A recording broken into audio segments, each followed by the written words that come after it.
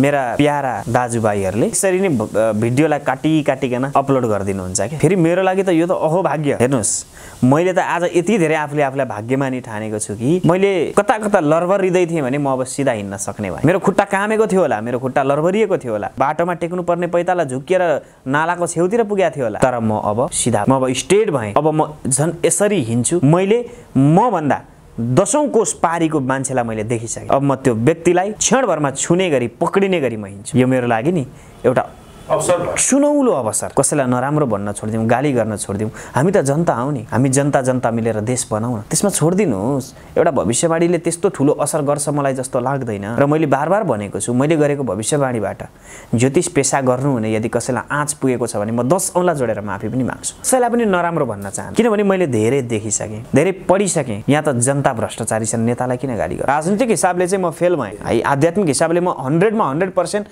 भने भन्दा पनि सोचे भन्दा पनि बढी मार्क्स ल्याएर पास भएको छु यो भविष्यवाणीप्रति। मैले ज्योतिष पेशालाई बदनाम गर्न पनि खोजेको होइन। म पनि एउटा पढेर लेखेर ठुलो साधना गरेर यहाँ आएको मान्छे हो। अघि नै भनिसकेँ, कर्म गर्ने व्यक्तिबाट गल्ती पनि हुन्छ, तर भगवानबाट पनि गल्ती भएको छ। दैत्यहरूले अनुसार दैत्यहरूले त देवतालाई स्वर्गबाट विस्थापित गरेका छन्। हामी त मान्छे हौ नि त, तर हामी उनीहरूलाई पनि स्थान दिन्छौँ। राजा परीक्षितले कलीलाई पनि स्थान दिएका थिए। जुन जनताको हामी कुरा गर्दैछौँ नि, जसले मलाई विरोध गर्दैछन्, मनोज सर, हिजो माओवादीको पक्षमा माओवाद जिन्दाबाद भनेर कुर्लिने मुखहरू पनि यिनै थिए। आज राजतन्त्र जिन्दाबाद भनेर कुर्लिने मुखहरू पनि यिनै हुन्। म प्रशंसा गर्नेसँग डराउँछु मनोज सर। प्रशंसा गर्नेहरूले कहीँ न कतै पाप पनि लुकाएको हुन सक्छ मनमा, तर मलाई डाइरेक्ट आएर आक्रमण गर्नेले कहिले पनि पछ्यौमा आएर मलाई चाहिँ साथी भएर अङ्गालो मारेर लडाउँदैन। म उनीहरूबाट जोगिएर हिँड्न सक्छु। दुश्मन बनेर तिमी त्यति सजिलो उसलाई मार्न सक्दैनौ जति सजिलो तिमी मित्र बनेर मार्न सक्छौ। त्यही भएर जीवनमा आलोचक भन्दा प्रशंसक भन्दा ठुलो आलोचक हुन्छन्। राजा धर्म भने विवाद भने कांग्रेसले है, एमाले पनि संसदीय व्यवस्थालाई मन पराउने थियो, संहिता पटक्कै मन नपराउने। तर संहिता र गणतन्त्र र राज संस्था फाल्न भनेर आएको माओवादी सही थियो नि बरु, किनकि उनीहरूले खोलेर भने, उनीहरू लुकाएन नि। राज संस्था फाल्छु, संहिता लान्छु, संसदीय व्यवस्था हामी लागू हुनु मन पराउँदैन, उनीहरू खोलेर भने। दुष्ट शक्तिहरू मध्यरातिको 3 बजी सबैभन्दा बढी शक्तिशाली हुन्छ, तर 3 बजेर 1 मिनेट गइसक्यो। अब दिउँसोको 3 बजेर बिहानको 3 बजे सबैभन्दा बढी शक्तिशाली बन्छन् नेगेटिभ एनर्जीका आत्माहरू, र 3 बजेर 1 मिनेट गइसक्यो। अब उनीहरूको शक्ति क्षीण हुँदैछ, धरतीपुत्रहरू जन्मिँदैछन्, अब हजारौं बालेनहरू जन्मिन्। अब निर्दलीय व्यवस्था लागू हुनुपर्छ। हर्क साङपाङ र राजेन्द्र लिङदेन जस्ता व्यक्तिहरू अब यो देशको अभिभावक बन्नुपर्छ, आउनुपर्छ, जन्मिनुपर्छ, धरतीले जन्माउनुपर्छ। धरतीको छाती चिरेर हुन्छ कि आकाशबाट झारेर हुन्छ कि के गरेर हुन्छ, जतिसुकै तेज भागे पनि आखिर पुग्ने त कालकै मुखमा हो नि त। भने मैले करोडको चप्पल लाएर हिँडे पनि, करोडको जुत्ता लाएर हिँडे पनि, अरबौंको प्रपर्टी मैले भेला पारे तापनि आखिरमा त मैले पुग्ने त त्यही हो। एउटा संस्कृतमा श्लोक छ क्या, काल ब्याल मुख ग्रास त्रास निर्डास हे तबे। मान्छेको जन्म नै मृत्युको लागि भएको हो त। त्यही भएर म त भन्छु, हेर्नुहोस्, प्रत्येक रात सुत्नुभन्दा अगाडि मृत्युलाई अँगालो हालेर सुत्नुहोस्। हर्क साङपाङ, राजेन्द्र लिङदेन, कुलमान घिसिङ, मैले जो पर्दामा प्रत्यक्ष रूपमा आएका छैनन् उनीहरूको पनि 2-4 जनाको नाम लिन्छु। अभिषेक जोशी, मनोज सापकोटा, पुष्पराज पुरुषहरू जस्ता व्यक्तिहरू अब यो देशको प्रमुख अभिभावक बन्नुपर्छ। बालेन शाह यो देशको लागि केही गर्छु भनेर आएका हुनु भने अब राजेन्द्र लिङदेनले बालेनलाई होइन, बालेन शाहले राजेन्द्र लिङदेनलाई खोजेर जानुपर्छ र भन्नुपर्छ, लिङदेनज्यू म पनि यही भन्छु कि भ्रष्टाचार गरेर खानु भनेको आमाको रगत खानु। नेपालमा सबैभन्दा बढी बजेट छुट्टिने ठाउँ भनेको काठमाडौँ महानगरपालिका। करोडौं अरबौं बजेट छुट्टिँदै गर्दाखेरि म 1 रुपैयाँ पनि भ्रष्टाचार गर्दिनँ। किनभने हेर्नुहोस्, तपाईँको जुन फाइट हुन्छ नि, जुन चाहिँ युद्ध हुन्छ, त्यो कबाट सुरु हुन्छ भने नि ज्ञान भनेको ज्ञबाट सुरु हुन्छ। हामीले हाम्रो जीवनलाई अन्तिमबाट सुरु गर्नुपर्छ, मृत्युबाट सुरु गर्नुपर्छ। दर्शक नमस्कार, वीर गोर्खाली अनलाइन टेलिभिजन हेर्दै हुनुहुन्छ। हामीसँग सदा चाहिँ कुरा गर्नको लागि पटक हाम्रो आग्रहलाई चाहिँ सहजै स्वीकारी संवाद गर्न तयार हुनुहुन्छ आजको हाम्रो विशिष्ट अतिथि गुरु पुष्कर खतिवडा। गुरु स्वागत छ यहाँलाई। हजुर धन्यवाद। के भनेर सम्बोधन गर्नु, अलिकति यो विशेषण धेरै भएपछि यो सोध्न मान्छे पनि अत्तालिँदो रहेछ। आराम हुनुहुन्छ? हजुर आराम छु म। स्वास्थ्यको हिसाबले शारीरिक रूपमा आराम छु, तर मानसिक रूपमा देशको अवस्थाले बिरामी छु। सङ्केतहरू अलिकति बिरामीबाट उँभो लाग्ने खालको आयो जस्तो लाग्छ? होइन, आशाको त्यान्द्रो चाहिँ पलाएर आएको छ अहिलेको अवस्थामा। किनभने कता कता मलाई लाग्दैछ पशुपतिनाथको ऊर्जा पुनः जागरण हुन थालेको हो कि।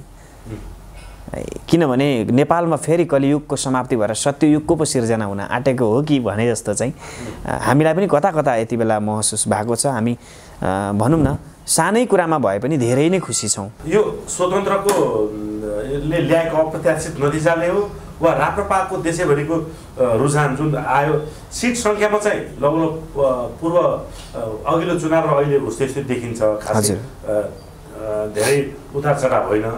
तर मत परेको आधारमा चाहिँ राप्रपाले धेरै ठुलो फड्को मारेको छ भनिन्छ नि। अब म एउटा आध्यात्मिक गुरु भएको कारणले गर्दाखेरि म राजनीतिक हिसाब र आध्यात्मिक हिसाबलाई जोड्छु है, दुईटै कुरालाई जोड्छु। राजनीतिक हिसाबले हेर्दाखेरि काङ्ग्रेस पहिलो भयो, एमाले दोस्रो भएको छ। तर आध्यात्मिक हिसाबलाई हेर्ने हो भने मेरो बुझाइमा राप्रपा पहिलो पार्टी भएको छ। किन भएको छ भने राजनीतिक हिसाबले भोट खसेको हिसाबले हेर्ने हो भने काङ्ग्रेस पहिलो, एमाले दोस्रो, माओवादी तेस्रो वा राप्रपा कुन स्थान आयो थाहा भएन।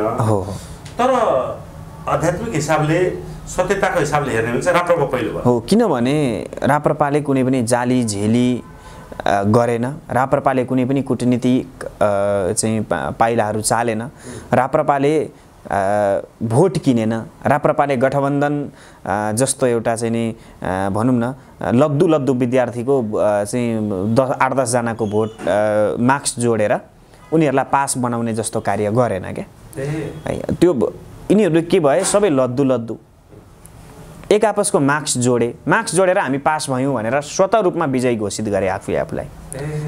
त्यो भएको कारणले राष्ट्रिय प्रजातन्त्र पार्टी जुन इमान्दारिता, सत्यता र अध्यात्मको हिसाबले हेर्ने हो भने प्रथम पार्टी यही स्थानीय चुनावबाट बनिसकेको मैले चाहिँ महसुस गरेको छु। त्यसमा तपाईँहरूको ताली वा गाली जे पनि म सहन तयार छु।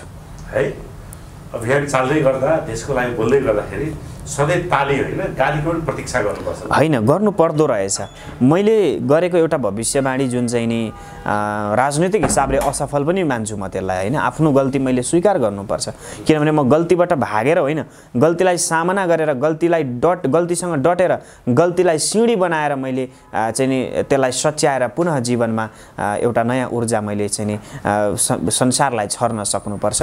त्यो नै एउटा सच्चा मानव हुनुको लक्षण हो मेरो बुझाइमा। र आध्यात्मिक हिसाबले हेर्ने हो भने म फेल होइन, फेरि राजनीतिक हिसाबले चाहिँ म फेल भएँ है। आध्यात्मिक हिसाबले म 100मा 100% भने भन्दा पनि सोचे भन्दा पनि बढी मार्क्स ल्याएर पास भएको छु यो भविष्यवाणीप्रति। कुनै मिडियामा भविष्यवाणी गर्नुभएको थियो हो कि स्थानीय चुनावमा यो हुन्छ भनेर? मैले गरेका थिएँ। मैले स्थानीय भन्दा पनि संसदीय चुनावको लागि गरेको भविष्यवाणी थियो खासमा। तर भनौँ न मैले आफूलाई भाग्यमानी ठाने, किनभने अलिकति गलत बोल्दाखेरि जसले हिजो मलाई माया गरेका थिए उनीहरूको पनि मैले गाली सहनुपर्छ है। तर त्यो गाली चाहिँ नि गाली होइन, वास्तवमा मैले सुझाव हो, मैले त्यसलाई सच्याएर फेरि त्यस्तो गल्तीहरू जीवनमा दोहोर्याउनु हुँदैन। मैले बोलेका कुराहरू पूर्ण हुनुपर्छ, धेरै सोचेर विचार गरेर राम्रो स्टडी गरेर मैले बोल्नुपर्छ भन्ने कुराको ज्ञान त मैले पाएँ नि त। यो मैले हजुरबाट गाली पाएको होइन, आशीर्वाद पाएको ठान्छु म आफूलाई चाहिँ है। अब यी कुरालाई इस्यु बनाएर चाहिँ विरोधीहरूले ट्रोल बनाएको छ। हो, हेर्नुहोस् न, यो जीवन र मृत्यु बीचको एउटा यात्रा छ नि, त्यो यात्रा जहिले पनि म्याक्सिमम दुःखदायी नै हुन्छ क्या मान्छेको लागि। म एउटा सानो प्रसङ्ग जोड्छु। एउटा राजा रहेछन्, त्यो राजाले चाहिँ सपनामा देखेछन् कि कसैले कुनै एउटा चाहिँ अज्ञात चिज कालो छायाले आएर उनको काँधमा हात राख्यो, अनि हात राखेर भन्यो म तँलाई भोलि साँझ परेपछि म तँलाई लिन आउँदैछु, अब तैँले म भएको ठाउँमा आइपुग्नु त्यतिन्जेलसम्ममा, भोलि साँझसम्ममा म त्यहीँबाट तँलाई उठाएर लिएर जान्छु। राजालाई डर लाग्यो, रातभरि निन्द्रा लागेन, बिहानी पख देखेको सपना पुरा हुन्छ भन्ने सुनेका थिए राजाले। त्यो राज्यभरिको ज्योतिष पण्डित पुरोहितहरूलाई बोलाएछन्, बोलाएर सभामा राखे। सभामा राखेर उनले प्रश्न गरे, मैले यस्तो सपना देखेँ महाराज, म के गरौँ? किनभने मलाई त कालले लाँदैछ मर्न कसलाई मन हुन्छ सधैँभरि बाँचिरहन पाए हुन्थ्यो भन्ने हुन्छ नि त म त बाँच्न चाहन्छु अझै राजा हुँ राज्य चलाएर बसेको छु मान सम्मान इज्जत प्रतिष्ठा धन दौलत स्त्री सुख सुरा सुन्दरी मसँग सबै थोक छ भने म मर्न त चाहन्न बिल्कुलै मलाई कसरी बाँच्ने त्यसरी धेरैजना कसरी जवाब दिन सकेनन् अन्तिममा एकजना गुरुले उठेर के भन्नुभएछ भने तपाईको राज्यमा सबैभन्दा तेज दौडिने घोडा कुन छ त्यो घोडामा हजुर चढ्नुस् र यहाँबाट भाग्नुस् यो नगरबाटै भाग्नुस् तपाईँ यसरी भाग्नुस् कि तपाईँ साँझ परुन्जेलसम्ममा यो राज्यै कटेर तपाईँ यो राज्यबाट बाहिर पुग्नुस् त्यसपछि तपाईँलाई मृत्युले छुन सक्दैन कसैले जवाफ दिएछ राजाले पनि होला साँच्चीकै यस्तो हुन सक्छ भनेर एउटा तेज दौडिने घोडा हावाको रफ्तारमा दौडिने घोडा ल्याएर त्यो घोडामा चढे उनी भागे घोडा चढेर कुदे बिहानै घोडाले पनि पानीसम्म खान पाएको छैन बिहानदेखि राजाले पनि मृत्युको डरले पानीसम्म खान पाएका छैनन् डरै डर मृत्युको मुखमा पुग्न आँटे साँझ पर्यो नगर कट्न आँटे अलिअलि खुसी भयो नाचुम लाग्न थाल्यो कता खुसी भयो अब त म नगर कट्न आँटेँ अब मलाई मृत्युले छुन सक्दैन भन्ने उनलाई भएछ नगर कटेर अलिक पर गएपछि अब विश्राम गर्छु भनेर घोडालाई एउटा रुखमा बाँधिदिए जल पानी दिए घाँस खायो घोडाले उनी पनि एउटा छाहारीमा रुखको छाहारीमा यसो आराम गरेर बसेका थिए त्यो जुन सपनामा देखेको छाया थियो त्यसले आएर काँधमा च्याप्प समाएछ फेरि अनि त्यो मृत्युले भनेछ के वाह तँलाई धन्यवाद छ मलाई लागेको थियो कि तँ यहाँसम्म आइपुग्न सक्दैनस् किनभने तेरो मृत्यु यहीँ लेखेको थियो तर तँ यसरी कुदिस तेरो घोडालाई पनि मान्नुपर्छ तेरो आँटलाई पनि मान्नुपर्छ तँ स्वतः मेरो मुखमा आइपुगिस् मेरो सामु आइपुगिस् अब म तँलाई लिएर जाँदैछु त्यसपछि त्यो राजालाई कालले उठाएर लिएर गएछ तर घोडालाई लिएर गएन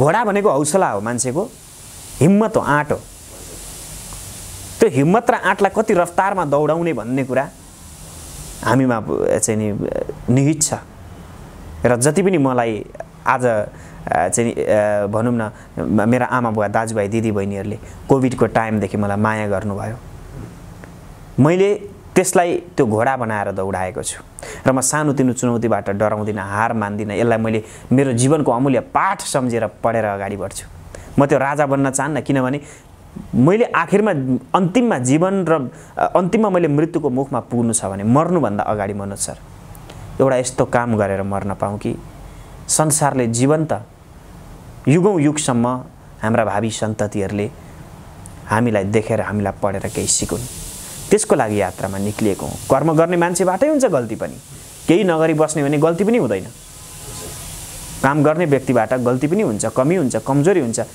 तर कमी कमजोरी भयो भनेर भाग्ने त होइन नि पत्रकारहरूले सोध्ने प्रश्न चतुराईपूर्ण प्रश्नको उत्तर हतारमा दिँदाखेरि पनि यस्ता निर्णयहरू यस्ता विचारहरू आउन सक्छन् नि हो बिल्कुलै भएको पनि लगभग म त्यही नै मान्छु किनभने पहिलो र दोस्रो भन्ने कुरो संसदीय व्यवस्थामा हुने हो संसदीय चुनावमा हुने हो स्थानीय चुनावमा त त्यो नहुनु पर्ने त्यो नभनिनु पर्ने कुरा मैले के भनेको थिएँ भने हजुरकै मिडियामा इन्टरभ्यू दिँदा पनि मैले के भनेको थिएँ म स्थानीय चुनावको विषयमा बोल्न सक्दिनँ भन्न सक्दिनँ म सक्दिनँ तर सांसदीय चुनावमा चाहिँ नि मैले त्यो लक्षण देखेको छु पूर्ण ग्यारेन्टीका साथमा पनि मैले भने होइन फेरि होइन त्यति बेलाको सिचुएसनमा तर जुन मैले मिडियामा दिएँ त्यो कस्तो हुँदो रहेछ भने त्यो सिक्ने समय ममा केही कमी कमजोरी छ भने म भित्रबाट त्यो अवस्थामा निक्लिएर त्यसलाई मैले सिक्नुपर्ने समय पढ्नुपर्ने समय रहेछ हैन भने यसलाई चाहिँ मैले एउटा मिठो अनुभवको रूपमा लिन्छु जसलाई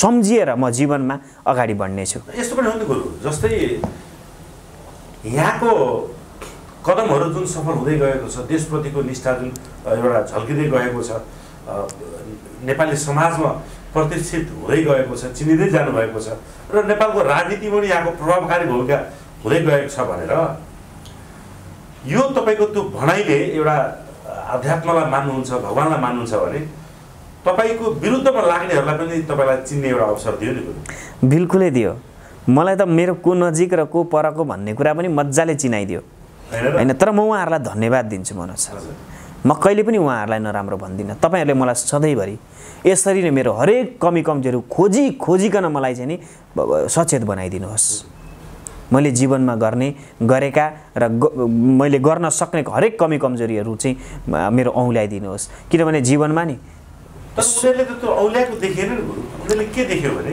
उनीहरूले चाहिँ मेरो विरोध गरे। ट्रोल बनाएर चाहिँ यसैलाई एउटा इस्यु बनाएर तपाईँलाई सकाउन लागेको जस्तो देखियो कि। त्यो त मेरो लागि चाहिँ नि महत्त्वपूर्ण एउटा शिक्षा हो, मेरो लागि अवसर पनि हो मनोज सर।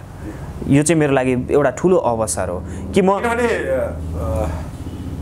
आज मैले गुरुलाई बेला बेलामा मैले टोकिरहेको छु, मैले काटिरहेको छु कुरा।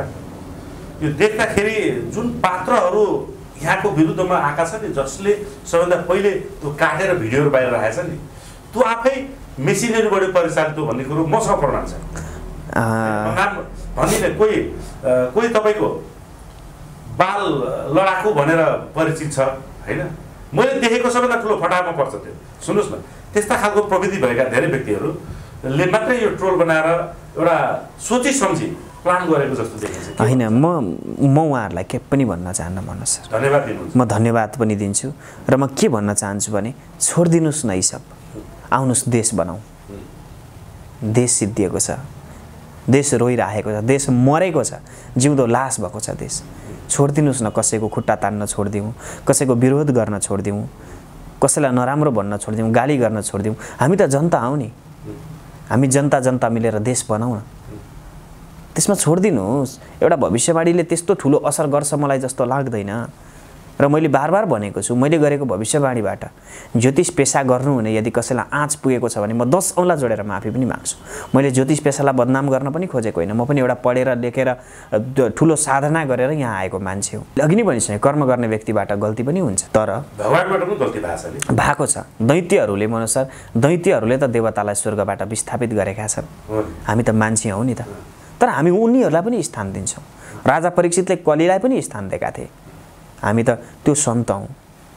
एउटा साधु रहेछ, सधैँ खोलामा नुहाउन जाँदो रहेछ मनोज सर। जहिले नुहाउन जान्थे, जहिले उनलाई त्यो खोलामा एउटा बिच्छीले टोक्थ्यो कि, आएर नुहाएर बाहिर निस्किसक्दा एउटा बिच्छीले टोक्थ्यो। ती साधुले जहिले त्यो बिच्छीलाई खोलाबाट बाहिर निकालेर एउटा पत्तामा छोडिदिन्थे। फेरि भोलि आउँथे, भोलि पनि टोक्थ्यो। उनीमा एउटा साधना थियो, शक्ति थियो, र त्यो विषले उनलाई केही असर गर्न नसक्ने भएको कारणले गर्दा उनी कुनै पनि प्रतिक्रिया दिँदैनथे। त्यहाँ वरिपरि धेरै मान्छे थिए। एक दिन ती सबै मान्छेहरूलाई लागेछ कि यो कि चाहिँ पागल हुनुपर्छ, कि चाहिँ यसको बिच्छीप्रति धेरै प्रेम हुनुपर्छ। उनले प्रश्न गरेछन्। ती सारा वरिपरि बसेका व्यक्तिहरूले आएर ती साधुलाई प्रश्न गरे, महाराज तपाईँलाई जहिले यो बिच्छीले आएर टोक्छ, तर तपाईँ कहिले पनि यो बिच्छीलाई मार्नुहुन्न, प्रतिक्रिया दिनुहुन्न, किन? कुनै दिन तपाईँको बिच्छीको कारणले ज्यान जान सक्छ भने मारिदिनुहोस् न यो बिच्छीलाई। त्यति बेला ती साधुले नि मनोज सर एउटा मिठो जवाफ दिएछन्। उनले भने, महाराज यो बिच्छीको धर्म टोक्ने हो, म साधुको धर्म बचाउने हो। यदि यो बिच्छीले जस्तै मैले पनि यो बिच्छीलाई मारेँ भने, टोकेँ भने, कुटेँ भने, पिटेँ भने यो बिच्छी र ममा के फरक र? साधु हुने म त अहिंसा परमो धर्म भन्छु। म त सर्वे जना फिनो भवन्तु भन्छु। म त सर्वे भवन्तु सुखिना सर्वे सन्तु निरामय भन्छु। म त संसारको शान्तिको कामना गर्छु भने म र यो जनावरमा त धेरै फरक छ नि। बिच्छीहरूलाई तपाईँ यही सन्देश दिन चाहनुहुन्छ? मलाई टोकिरहन्, म बचाइरहन्छु। मलाई टोकिरहन्, म बचाइरहन्छु। जबसम्म ममा साधुत्व रहन्छ म बचाइरहन्छु।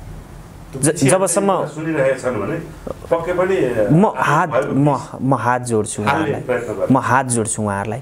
गर्नुहोस्, ब्याकबिट गर्नुहोस्, मलाई पछार्नुहोस्, मलाई लतार्नुहोस्, मलाई केही फरक पर्दैन। किनभने यहाँभित्र एउटा परमात्माको वास छ र त्यो परमात्मा कहिल्यै पनि कसैसँग डराउँदैन। त्यो अध्यात्म कहिले कसैसँग डराउँदैन। किनभने जहाँ आत्माको खोजी गर्नको लागि भनेर हामी लागेका छौँ, जहाँ सत्यको खोजी गर्नको लागि भनेर लागेका छौँ, त्यस्ता धर्मगुरुहरू आज राष्ट्र रक्षाको निमित्त हामीले आवाज उठाउनुपर्छ र वेद पढ्ने मन्त्रले चाहिँ राजनैतिक भाषण गरेर हिँड्नुपर्ने अवस्था यही सत्ता, यही शासनले बनाएको। र जुन जनताको हामी कुरा गर्दैछौँ नि, जसले मलाई विरोध गर्दैछन् मनोज सर, हिजो माओवादीको पक्षमा माओवाद जिन्दाबाद भनेर कुर्लिने मुखहरू पनि यिनै थिए। आज राजतन्त्र जिन्दाबाद भनेर कुर्लिने मुखहरू पनि यिनै हुन्।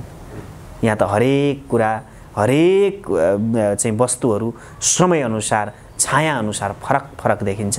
तिनै व्यक्तिहरू आज जसले मलाई ब्याकबिट गर्दैछन्, भोलि म वचन दिन्छु, भोलि मैले गरेको कर्मबाट यो देशले मलाई सम्झिनेछ र यो नेपाली जनताहरूले मलाई सधैँभरि गुरु पुष्कर खतिवडा नामका एउटा व्यक्ति थिए जो नेपालमा जन्मिएका थिए र संसारमा उनले यो देशलाई उच्चतम स्थानमा राख्ने महान कर्म गरेर मरे भनेर त्यो कर्म गर्नको लागि म जन्मेको हुँ र म आएको। आजको आलोचकलाई त्यसरी काम गरेर हो प्रशंसा गर्न बाध्य बनाउनु। म प्रशंसा गर्नेसँग डराउँछु मनोज सर।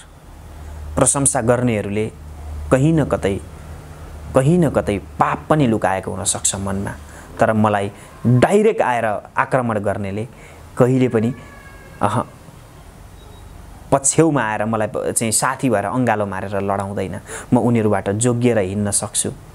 महाभारतमा हामीलाई यही ज्ञान सिकाएको छ, चाणक्य नीतिले यही सिकाएको छ। यदि कसैलाई सक्नु छ भने सबैभन्दा पहिला उसको प्रशंसक बन, उसको मित्र बन। दुश्मन बनेर तिमी त्यति सजिलै उसलाई मार्न सक्दैनौ जति सजिलो तिमी मित्र बनेर मार्न सक्छौ। त्यही भएर जीवनमा प्रशंसकभन्दा ठुलो आलोचक हुन्छन्। नेपालका राजनीतिक दलले नि गुरु, मैले यसलाई यो अध्यात्म यो तपाईँको महत्त्वपूर्ण वाणीहरूलाई राजनीतिसँग जोडे। जस्तै पूर्व प्रधानमन्त्रीहरू यो सत्ता र शक्तिमा रहेका काङ्ग्रेस एमालेहरू, माओवादी यसमा नमुचेला मधेसवादी दलहरू, देश बनाउँछु मधेस बनाउँछु, सुन्नु है देश बनाउँछु मधेस बनाउँछु भन्न त भने, तर उनीहरूले मधेस सकाउन र यिनीहरूले देश सकाउन कहीँ कतै कसर बाँकी राखेनन्। यिनीहरूभन्दा त बरु देश टुक्राउँछु भनेर खुलायम चुनौती दिने सिके राउत सही रहेछ नि त्यसो भए। बिल्कुल सही, किनकि उसलाई चिन्ने मौका पाए नि। बिल्कुल सही। जस्तै राजा धर्म भने विवाद भने काङ्ग्रेसले है, एमाले पनि संसदीय व्यवस्थालाई मन पराउनेको थियो, संहिता पटक्कै मन नपराउने। तर संहिता र गणतन्त्र र राज संस्था फाल्न भनेर आएको माओवादी सही थियो नि बरु, किनकि उनीहरूले खोलेर भने उनीहरू लुकाएन नि, राज संस्था फाल्छु, संहिता लान्छु, संसदीय व्यवस्था हामी लागू हुनु मन पराउँदैन, उनीहरू खोलेर भनेका थिए। यिनीहरूले चाहिँ जे भने त्यो मानेन, उल्टो गरे। यहाँ देख्दाखेरि चाहिँ वास्तवमा जसरी मित्र बनेर आएर छुरा हान्ने त काङ्ग्रेस एमाले देख्यो नि मधेस त सबैभन्दा बढी काङ्ग्रेस। र मनोज सर म के भन्छु भने मैले महसुस गरेको कुरा, अब म कसैलाई पनि गाली गर्न चाहन्न, म कसैलाई पनि नराम्रो भन्न चाहन्न, किनभने मैले धेरै देखिसकेँ, धेरै पढिसकेँ। यहाँ त जनता भ्रष्टाचारी छन्, नेतालाई किन गाली गर्नु? यहाँ त जनता आज काङ्ग्रेसलाई पहिलो बनाउने पनि यिनै जनता होइनन्, एमालेलाई माथि उठाउने पनि यिनै जनता होइनन् भने नेतालाई प्रचण्डलाई केपी ओलीलाई शेरबहादुर देवालाई किन गाली गर्ने? अब हामीले भन्नु त कारण चाहिँ के छ हामीले गाली गर्ने? जनतालाई बुझाउन नसक्नु पनि कमजोरी होइन, जनताले बुझेका छन् तर परजीवी भइदिए नि त जनता त। यति चाँडै हरेस खान मिल्छ त? मैले त हरेस खाएको छैन, म त यति धेरै मजबुत भएको छु नि मनोज सर, अहिले यति धेरै मजबुत भएको छु। म चिर्छु, परिवर्तन म गर्छु, म बुझाउँछु, म परिवर्तन ल्याउँछु। त्यसपछि जनतालाई दोष दिनु अलिकति उपयुक्त नहोला। जनतालाई पनि मैले पूर्ण रूपले दोष दिएको छुइनँ र मैले नेतालाई पनि दोष दिएको छुइनँ। उदाहरणको रूपमा हर्क साम्पाङ राईलाई हेर्नु, यहाँ त राजनीतिमा आएको केही छोटो समय भयो, उनी 10-11 वर्षदेखि सडकमा पागलको संज्ञा दिने रहेछन् उनलाई। हर्क साङपाङ गणतन्त्रको लागि चुनौती हो, गलतको लागि चुनौती हो। वास्तवमा मनबाट भनौँ, मैले यदि छिट्टै नै जनताप्रति रोष प्रकट गरेको भए आज हर्क साम्पाङ राई हुन्थेन। उनले धरानवासी जनताको पूर्ण रूपले मन जित्नलाई नि 10 वर्ष सडक सङ्घर्ष गरेको, त्यो पनि निरन्तर 24 घण्टा 365 दिन। मनोज सर पनि हारेन। उनका फोटो क्लिप्सहरू तपाईँले हेर्नु भएको छ, कति अपमानित हुनु परेको छ, ढोकाबाट घोक्रो ठेक्लाउँदै निकालेको छ, छिर्न दिएको छैन, छिर्न खोज्छन्, कसलाई के भिसी कहाँ पुगेको छ, कहिले मेयर कहाँ पुगेको छ, कहिले कहाँ पुगेको छ, कहिले सडकमा आलोचना उखेको छ, तर उनी हरेस खाएनन्। अन्ततगत जनताले विश्वास गर्नुपर्ने बाध्य पारे। मनोज सर, मैले अहिलेको सिचुएसन पनि हाम्रो देशमा मैले हर्क साम्पाङ जस्तो कुनै पनि नेता भेटिनँ। मैले उनको बायोग्राफी फुल्ली मैले डिटेल मैले पढेँ, मैले अध्ययन गरेँ उनको बारेमा। वास्तवमा हाम्रो देशलाई अब हर्क साङपाङ अरू 40-50 वटा हर्क साङपाङ जन्माएर 8-10 जना हर्क साङपाङलाई चाहिँ माथिल्लो कित्तामा पुर्याइदिएदेखि नेपाल आमाले नेपाली जनताले पनि बुझ्ने थिए। किनभने हामीले हर्क साङपाङ जस्तो बन्न सकेनौँ के मनोज सर, हाम्रो पनि कमजोरी हो नि त। हामीले हर्क साङपाङ बनेर नेपाली जनतालाई बुझाउन सक्नुपर्छ र धराने जनताले जसरी बुझ्छन् नि त जनताले, त्यो कमजोरी हामीमा पनि छ। आठ गरेर यसै गरी भोलि चुनावी माध्यमबाट जितेर आइसकेपछि सायद त्यो बायोग्राफी तपाईँ हाम्रो रूप तयार हुन्छ कि सबै कुरा हाम्रो पनि बाहिर आइसकेको छैन कि? बिल्कुलै छैन त्यो त। किन उहाँले जित्दै नगरेको भए कि राष्ट्रिय अन्तर्राष्ट्रिय मिडियामा छाउँदै नगरेको भए हर्क साङपाङ राई त उहाँले गरेको कर्म त गौण थियो नि, हो सीमित थियो नि धरान। केही चर्चित म चाहिँ चिन्थेँ नजिकबाट, किनकि मैले त उहाँको पक्षमा प्रसार गरेँ। त्यहाँका व्यवसायीहरू, होटल व्यवसायीहरू, टेम्पू व्यवसायीहरू हुन त उनीहरूसँग पहिलेदेखि चिन्जान छ। उहाँहरूको हौसला बढाउने काम गरेँ। स्थानीयहरूसँग हर्क साङपाङ राईको एउटा सादगी जीवनको प्रशंसा गरेँ। दुईवटा हामीले भिडियो पनि बनायौँ। त्यसै गरी भोलि यहाँले झापाबाट, अब हामीले काठमाडौँबाट, अब यस्तै हामी जतिकै मान्छेले चाहिँ देशैभरिबाट जित्दै गयो भने त हाम्रो बायोग्राफी खोल्ला नि। मलाई त जहाँसम्म लाग्छ मेरा प्यारा दाजुभाइहरूले यसरी नै भिडियोलाई काटिकन अपलोड गरिदिनुहुन्छ क्या। फेरि मेरो लागि त यो त अहोभाग्य। हेर्नुहोस्, मैले त आज यति धेरै आफूलाई भाग्यमानी ठानेको छु कि मैले कता लरबरिँदै थिएँ भने म अब सिधा हिँड्न सक्ने भएँ। मेरो खुट्टा कामेको थियो होला, मेरो खुट्टा लरबरिएको थियो होला, बाटोमा टेक्नु पर्ने पैताला झुक्किएर नालाको छेउतिर पुगेको थियो होला, तर म अब सिधा भएँ, म अब स्ट्रेट भएँ। अब म झन् यसरी हिँड्छु। मैले मभन्दा 10औं कोस पारीको मान्छेलाई मैले देखिसकेँ। अब म त्यो व्यक्तिलाई क्षणभरमा छुने गरी पक्रिने गरी म हिँड्छु। यो मेरो लागि नि एउटा सुनौलो अवसर भएर म यही भन्छु। फेरि पनि कुरामा खालि भावुकतामा जानु हो। सायद तपाईँको मनमा त्यस्तो खराब केही थिएन, तर पनि आलोचना त्यसरी भइराख्दाखेरि बाहिर त्यसरी बोले पनि गुरु भावुकतामा चाहिँ अलिकति यो आलोचनाप्रति होइन। एउटा मनोज सर, एउटा देशको अवस्थालाई हेरौँ न। कमसेकम मैले गरेको भविष्यवाणीले जो यो शासनबाट, यो सत्ताबाट भनौँ आक्रान्त भएका थिए नि त, जो चाहिँ मनैबाट उगल आइसकेको थियो, उनीहरूलाई केही राहत त पक्कै पनि मिलेको थियो मनोज सर। राहत मिलेको। यहाँका कुराले चाहिँ अध्यात्मक जुन कुरा र खर्चिलो कुरा जुन भन्नुभएको छ त्यो स्वतन्त्र र राप्रपाले उदाहरणीय काम गरेर देखाएको छ। किनभने 13 स्थानमा स्वतन्त्रले जिताएर रहेछ, 4 हो कि 5 स्थानमा राप्रपाले जितायो। अनि वडाहरू जोड्ने भने यहाँले भनेपछि दोस्रो शक्तिको रूपमा समग्र भोटमा त्यो आएको छ, नआएको होइन। आध्यात्मिक हिसाबले हेर्ने हो भने त पहिलो स्थानमा हो। म त पहिलो मान्छु। किनभने कुनै पनि व्यक्तिलाई मारेर राजनीति गरेन राप्रपाले, भोट किनेन राप्रपाले, जनताको अमूल्य भोटलाई कौडीको भाउमा चाहिँ बेचबिखन गरेन राप्रपाले।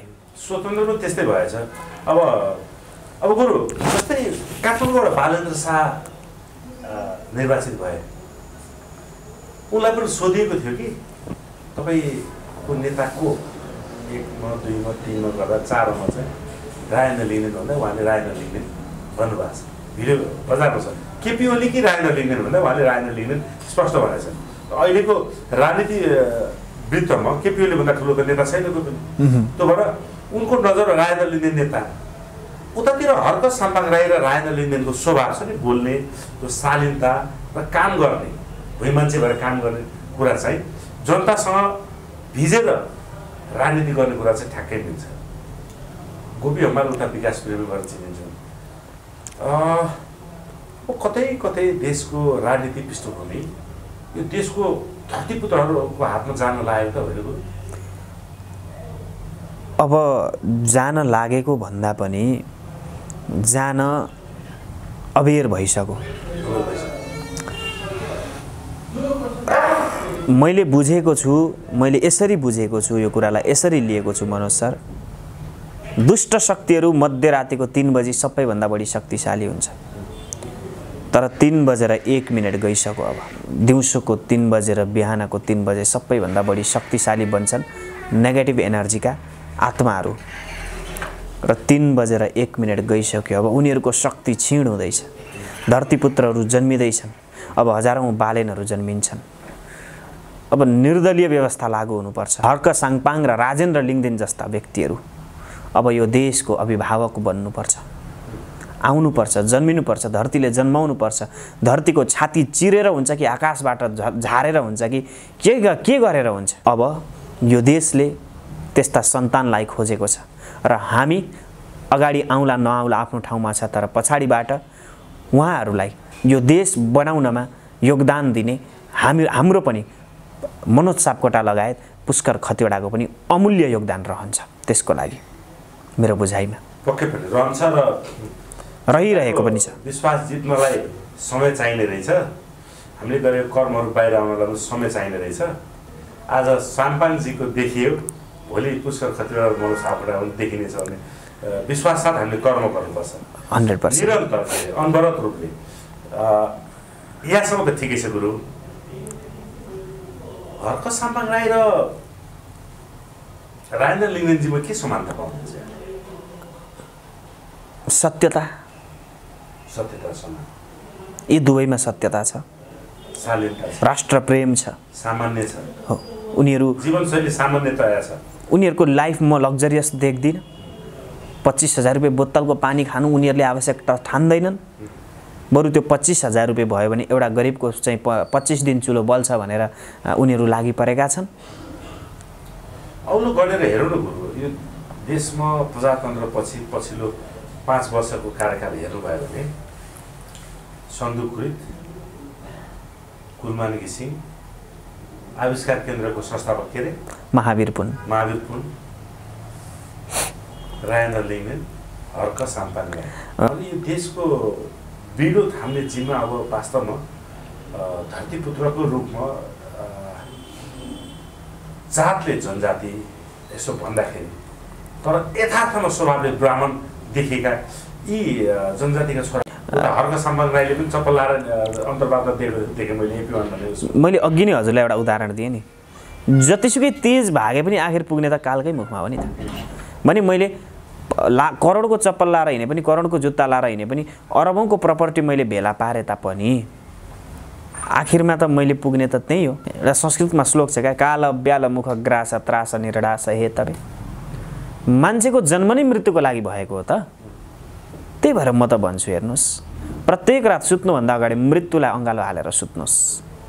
प्रत्येक दिन बिहान उठ्दाखेरि तपाईँलाई थाहा छ संसारमा प्रत्येक दिन विश्वमा एभ्री डे 5 लाख मान्छे मर्छन्। 5 लाख। बिहान उठेर म ऐनामा हेर्छु कि मनोज सर, अनि म त्यो भगवान्लाई थ्याङ्क यू भन्छु, किनभने म आज त्यो 5 लाखको मध्येमा म परिनँ। मैले आज एक दिन जिउने मौका पाएर म चाहन्छु म आजको दिन यो संसारको लागि एउटा नमुना काम गरौँ, यस्तो काम गरौँ जुन चाहिँ संसारले युगान्तसम्म चाहिँ सम्झिराखुन्। र म चाहन्छु जुन महावीर पुन हुनुहुन्छ उहाँलाई आविष्कारको क्षेत्रमा सधैँभरि सपोर्ट, मेरो सलाम, नमस्कार, प्रणाम। प्रधानमन्त्री वा राजनीतिमै आउनु भनेर भनेको होइन र अब तर यी व्यक्तिहरूले चाहिँ कसैले अँध्यारोलाई उज्यालो बनाए, कसैले चाहिँ वैज्ञानिकहरू उत्पादन गर्ने तपाईँको इक्विपमेन्टहरूदेखि लिएर आज हस्पिटललाई चाहिनेदेखि लिएर सारा कुराहरूको चाहिँ गरे, कसैले आँखा मार्फत चाहिँ स्वास्थ्यमा एउटा फरक विश्वमै फरक छाप छोडे। कोही राजनीति मार्फत धरान बनाउँदैछन् त कोही नेपाल बनाउँदैछन्। यिनीहरू सबैको नेपालमा अहिले अग्रणी भूमिका देखिन्छ क्या, 1 नम्बरको भूमिका। उहाँहरू त यो देशको लागि उहाँहरूको नितान्त व्यक्तिगत विचार के छ, कस्तो छ, उहाँहरू किन गरिरहनु भएको छ त्यो उहाँहरू जान्नुहोस् है। हामीले सोझो लाटो हिसाबमा हामीले देखेको हिसाबमा उहाँहरू यो देशको धरोहर हुनुहुन्छ। यो देशलाई एउटा नौलो आविष्कारको रूपमा उहाँहरूले चाहिँ नि स्थापित गर्न खोजिरहनु भएको छ। त्यसको लागि सधैँभरि सेल्युट छ। म मेरो इष्टदेवता हनुमानजीसँग पनि यही प्रार्थना गर्छु, उहाँहरूको इच्छा मनोकामना पूर्ण होस् र सधैँभरि देश बनाउने कार्यमा उहाँहरू तीव्र रूपमा अगाडि बढ्नुहोस् र सफल पनि बन्न चाहिँ हुनुहोस् उहाँहरू। मैले देखेको 2-3वटा नाम म आज यहाँ उच्चारण गर्छु। हर्क साङपाङ, राजेन्द्र लिङदेन, कुलमान घिसिङ। मैले जो पर्दामा प्रत्यक्ष रूपमा आएका छैनन् उनीहरूको पनि 2-4 जनाको नाम लिन्छु। अभिषेक जोशी, मनोज सापकोटा, पुष्पराज पुरुषहरू जस्ता व्यक्तिहरू अब यो देशको प्रमुख अभिभावक बन्नुपर्छ। त्यसमा पुष्कर खतिवडा कति अटाउँछ त्यसले मायने राख्दैन। म सधैँभरि पछाडि बसेरै पनि उहाँहरूलाई धकेल्ने काम गरिराख्छु, उहाँहरूलाई अगाडि बढाउने ठेलिराख्ने काम म गरिराख्छु। गुरु आभारी छ। हाम्रो पनि नाम होइन, एउटा राष्ट्रभक्तको नाम राष्ट्रभक्तले उच्चारण गर्नु त्यो ठुलो कुरो होइन मनु सर। मेरो मनमा एउटा कुरा उब्जिरहेको छ गुरु, जस्तै जब यिनीहरूले यी पुराना सत्ता र शक्तिमा रहेका दल र नेताहरूले आफूमाथि र उनीहरूका अभियानमाथि खतरा देख्छन् नि, सायद उनीहरूलाई उनीहरूको प्रभु जसको आशीर्वाद पाएर उनीहरू नेपालमा राजनीति गर्न आएका छन्, यिनीहरू आफैले त्यो खतरा विरुद्ध चाहिँ सबै एक भएर लागेको देखियो। किनभने झापाको केचन कवलमा राप्रपालाई हटाउन लागेको देखियो। काठमाडौँमा बालेन्द्र शाहलाई कहिले प्रचण्डको तपाईँको कार्यकर्ता, कहिले राजाको कार्यकर्ता, कहिले गगनको कार्यकर्ता, कहिले केपी ओलीले उठाएको, यी अनेक खालको प्रोपागेन्डा यता आउनु। हर्कजीको त उसलाई कसैले सोचेकै थिएन चुनाव जित्छ, जनताले मनमा लागिसकेर चाहिँ हर्कले जितिहाल्यो। यो अवस्थामा संसदीय चुनावमा राजेन्द्र लिङ्गदेनजी एक्लै आउनुभयो भने यिनलाई फेरि पनि यसै गरी गठबन्धनको नाममा, किनकि जनतालाई कस्तो के लाग्दो रहेछ भने अलिअलि त्यो स्थानीय चुनावमा त्यो प्रमाणित गरे उनीहरूले काङ्ग्रेस पहिलो हुने पार्टी नै होइन, वा सत्ताको दुरुपयोग गरेको आयो वा जनतालाई भ्रम सिर्जना गरेर फेरि आयो। आउनु त आयो नि, संसद व्यवस्थापन यही गर्न सक्ला। लामो प्रश्न भयो जस्तो भयो, यसलाई सठिकमा बुझ्नु गुरुले। हजुर, यो विरुद्ध चाहिँ बालेन्द्र शाहले काठमाडौँ महानगर जितिराख्दाखेरि लिड गरिराख्दाखेरि देशभरिबाट 13 ठाउँ स्वतन्त्रले जितेका छन्।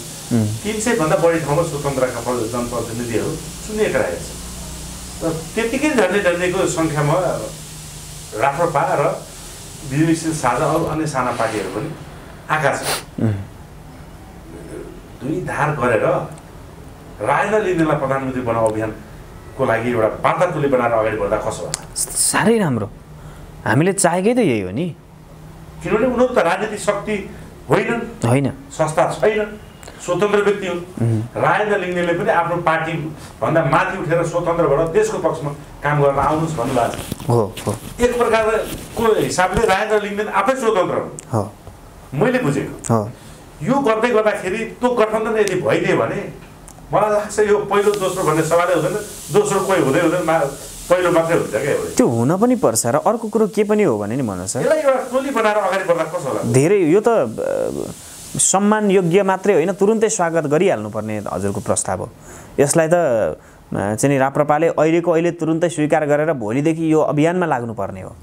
किनभने अब अहिले तत्कालको अवस्थामा जल्दो बोल्दो छन् बालेन्द्र शाह, उनको पनि नेताको रूपमा उनले राजेन्द्र लिङ्गदेनको नाम लिएका छन्। हर्क साम्बाङ राईले नाम नलिए पनि त्यसमा दुई मात्रै छैन, मैले वार्ता टोली पठाएको थिएँ, कुरा भएन, त्यो कुरो मैले यहाँ नभन्नुला, राप्रपामै प्रवेश गराउन पहल गर्नु भनेर पूर्वाञ्चल कमान्डर साथीहरूलाई, राप्रपा साथीहरूलाई मैले भनिसकेको थिएँ पहिले नै। उहाँलाई सायद नाम पनि थाहा थिएन होला, उहाँलाई लिनुहोस् है पूर्व बलियो बनाउनुहुन्छ भने भनेर कुरा गरेका थिएँ। उता गोपी हमाल लगभग यही पृष्ठभूमिको स्वतन्त्रहरूलाई हामीले कन्भिन्स गर्न सक्यो भने नि बरु दोस्रो शक्ति रहँदैन भन्ने मेरो धारणा। बिल्कुलै। र अर्को कुरा के पनि हो भने मनोज सर, दैत्यहरूले स्वर्गबाट देवतालाई खेदाएको पक्का हो, तर दैत्य जतिसुकै शक्तिशाली होस् वैकुण्ठबाट विष्णुलाई उठाउन सक्दैन। र राजेन्द्र लिङ्गदेन स्वर्गको इन्द्र होइन, यति बेला त्यो क्षीर समुद्रमा परिवेशमा वैकुण्ठको विष्णु, उनी शेषपति भएर बसेका छन्, विष्णु भएर बसेका छन्। र दैत्यहरूको औकात भनेको इन्द्रलाई हटाउने हुन्छ, विष्णुलाई हुँदैन। यो कुरो जनताले मनमा नै बुझाएको छ। कुरो स्थानीय चुनावसम्म चाहिँ हामीलाई बल नगर्नुहोस्, हामीले गरेको प्रेसर, धेरै ठाउँ हामीले यो प्रेसर पनि गर्न गएको थियौँ। हामीसँग यहाँ प्राविधिक टोली पनि हुनुहुन्छ, उहाँलाई पनि थाहा छ यो कुरो। जति 25वटा जिल्ला हामीले गयौँ, संसदीय चुनावमा चाहिँ हामी देखाइदिन्छौँ हामी राजेन्द्र लिङ्गदेन को हुन् भनेर जनताले चाहिँ त्यो एउटा आश्वासन दिएका छन् है।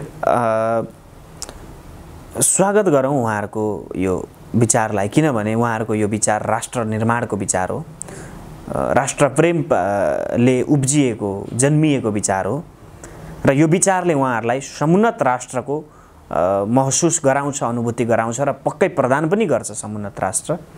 राजेन्द्र लिङ्गदेन यो देशको चाहिँ नि अन्तिम विकल्प हुन्, त्योभन्दा अर्को विकल्प छ अहिले तत्कालको लागि हो। यदि मैले 5 वर्षसम्ममा मैले काम गर्न सकिनँ भने म त्यो कुर्सीको हकदार हुन्न भनेर त उहाँले पटक पटक बोल्नुभएको छ। कुर्सीको कुरा के भने अख्तियारलाई पनि पटक पटक चुनौती दिनुभएको रहेछ कि ल पहिले मेरो सम्पत्ति छानबिन गर र बाँकी सबै शीर्ष नेतालाई छानबिन गर। यति भन्दा पनि जनताले पत्याइदिएको अवस्था देखेन यस्ता नै छ। त्यही त। अनि अझै राप्रपालाई गाली गर्ने, राजेन्द्र लिङ्गदेनलाई गाली गर्ने,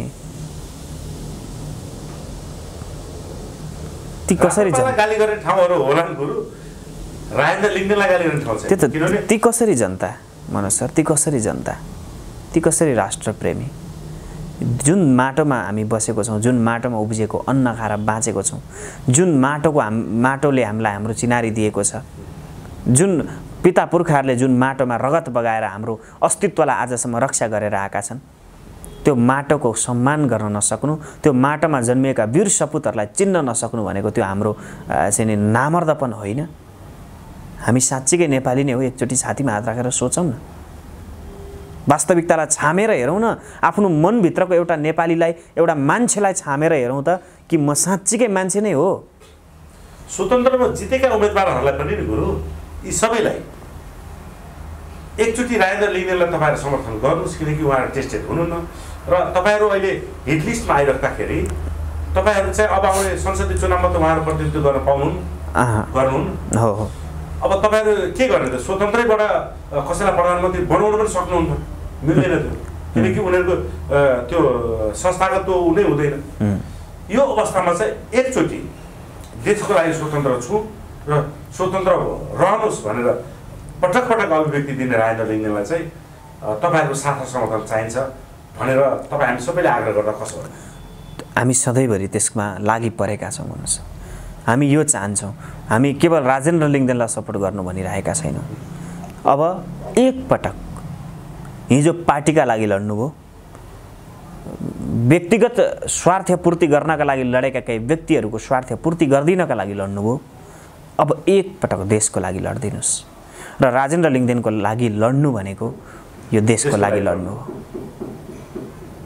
हामी छाती खोलेर भन्दैछौँ, किनभने हामीमा कुनै छल कपट छैन। हजुर मिडियामा जसरी बोल्नु भएको थियो नि बालेन्द्र शाहले, उहाँहरूले चाहिँ अब यसै गरी एकचोटि टेस्टेड नभएका, प्रधानमन्त्री नभइसकेका, भ्रष्टाचार गर्नु भनेको आमा र खानु बराबर भनेका भोइ मान्छे जुन उहाँको शालीनता छ, जसरी मिडियामा तपाईँले बोल्नु त्यसैले चाहिँ अबको संसदीय चुनावमा चाहिँ हाम्रो समर्थन, हाम्रो गठबन्धन राजेन्द्र लिङ्गदेनसँग छ भन्ने खालको अभिव्यक्ति अब पर्छ भन्ने खालको दबाब दिनको होइन। अब नि मनोज सर, यदि साँच्चीकै बालेन शाह यो देशको लागि केही गर्छु भनेर आएका हुनु भने अब राजेन्द्र लिङ्गदेनले बालेनलाई होइन, बालेन शाहले राजेन्द्र लिङ्गदेनलाई खोजेर जानुपर्छ र भन्नुपर्छ,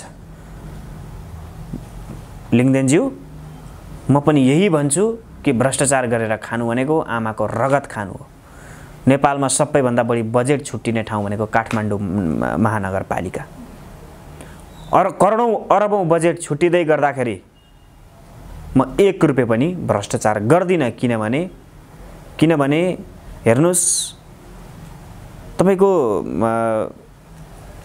जुन फाइट हुन्छ नि, जुन चाहिँ युद्ध हुन्छ, त्यो कबाट सुरु हुन्छ भने नि ज्ञान भनेको ज्ञबाट सुरु हुन्छ कि है।